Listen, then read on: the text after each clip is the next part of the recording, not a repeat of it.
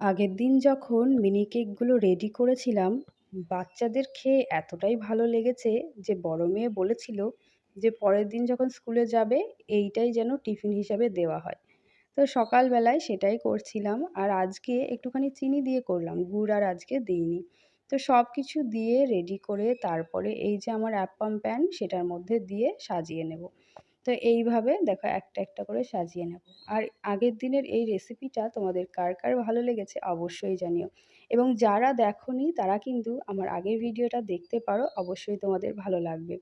এরপরে দেখো কয়েকটা ড্রাই ফ্রুট দিয়ে দিয়েছি, সাথে কয়েকটা কিশমিশও দিয়ে দিলাম আজকে। আর এইভাবে ড্রাই ফ্রুট দিলে কিন্তু বাচ্চারা অনায়াসে খেয়ে নেয়। অনেক সময় দেখা যায় যে বাচ্চারা ড্রাই ফ্রুট খেতে চায় না। তাই জন্য তোমরা কিন্তু এইভাবে দিতে পারো। তারপরে রেডি হয়ে যাওয়ার পর ওভেনে বসিয়ে দিলাম, একটা তাওয়া রেখে তার ওপর রেখে দিলাম।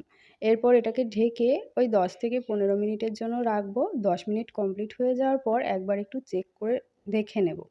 আর তারপর দেখো আমি মোটামুটি 12 থেকে 13 মিনিট পর একটু কাঠি দিয়ে চেক করছিলাম যে ভেতরটা হয়েছে কিনা। দেখলাম যে হয়ে গেছে। এরপর গ্যাসটাকে অফ করে কিছুক্ষণ এটাকে ঠান্ডা করার জন্য রেখে দেব। গরম অবস্থায় কিন্তু খবরদার এটাকে তুলতে যেও না, তাহলে কিন্তু কেকটা খারাপ হয়ে যাবে। তো একটুখানি ঠান্ডা হয়ে যাওয়ার পর দেখো সবগুলো কেক আমি তুলে নিয়েছি। আর দেখো এই রকম হয়েছে দেখতে, বেশ ভালো হয় খেতে।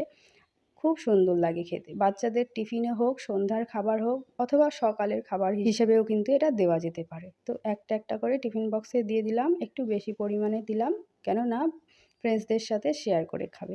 আর ফ্রুটস হিসাবে আজকে দিয়েছি আপেল। তো এই হলো মেয়ের আজকের লাঞ্চ বক্স। কেমন লাগলো আজকের লাঞ্চ বক্সের আইডিয়াটা জানিও কমেন্টের মাধ্যমে। ভিডিওটি ভালো লাগলে একটা লাইক করে দিও। ধন্যবাদ ভিডিওটি দেখার জন্য।